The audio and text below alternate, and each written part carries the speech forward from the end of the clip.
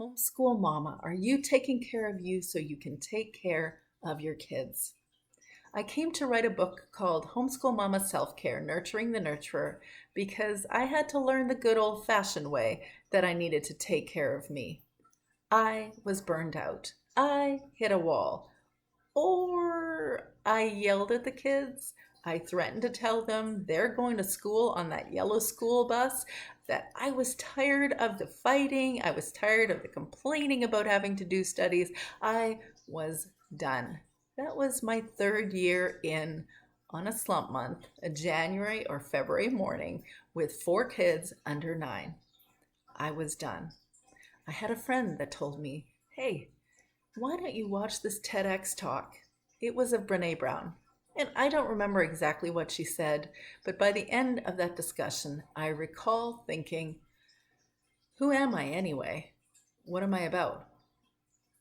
It took me a good solid 10 years to start discovering who I was and what I needed, because what didn't dawn on me when I started homeschooling was that I actually am also another human being that has needs.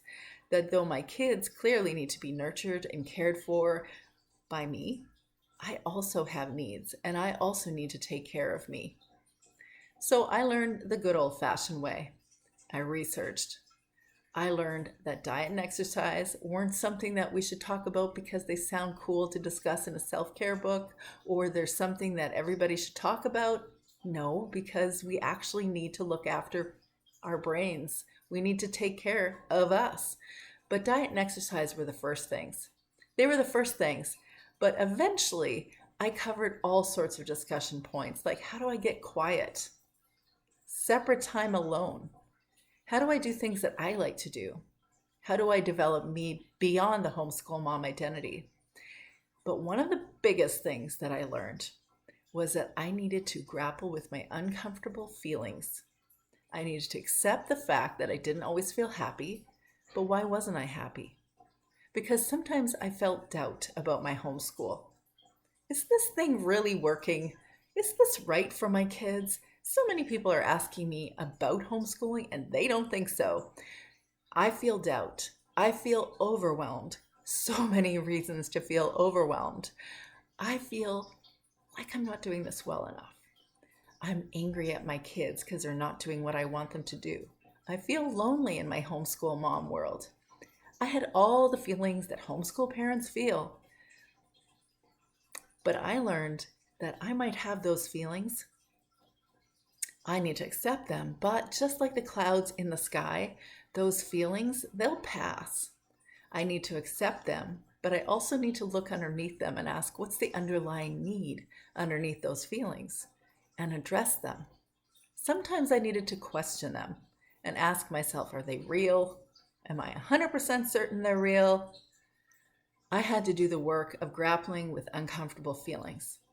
Second thing I had to do was to accept that an education isn't exactly like I first conceptualized as a new homeschool mom. I wasn't trying to create a brick and mortar school inside my home. Well, I was, but I shouldn't have been. And the goal is not to do that. And the third thing is that I actually have to ask myself, what is an education anyways? But I have to also ask myself, why am I homeschooling? What's the real reason? Do I have a word or a reason that is going to compel me to keep homeschooling throughout the years? Because the reasons you start homeschooling are not necessarily always the reasons that you end up wanting to homeschool, but guarantee why you homeschool affects how you homeschool, and how you homeschool affects how happy you are homeschooling. So these different aspects are the things that I discuss in my book, Homeschool Mama Self-Care, Nurturing the Nurturer. And I've come to understand that though this homeschool life is a charmed life, it definitely has its challenges, but we can turn all those challenges into our charms so that we can both nurture our kids and nurture us.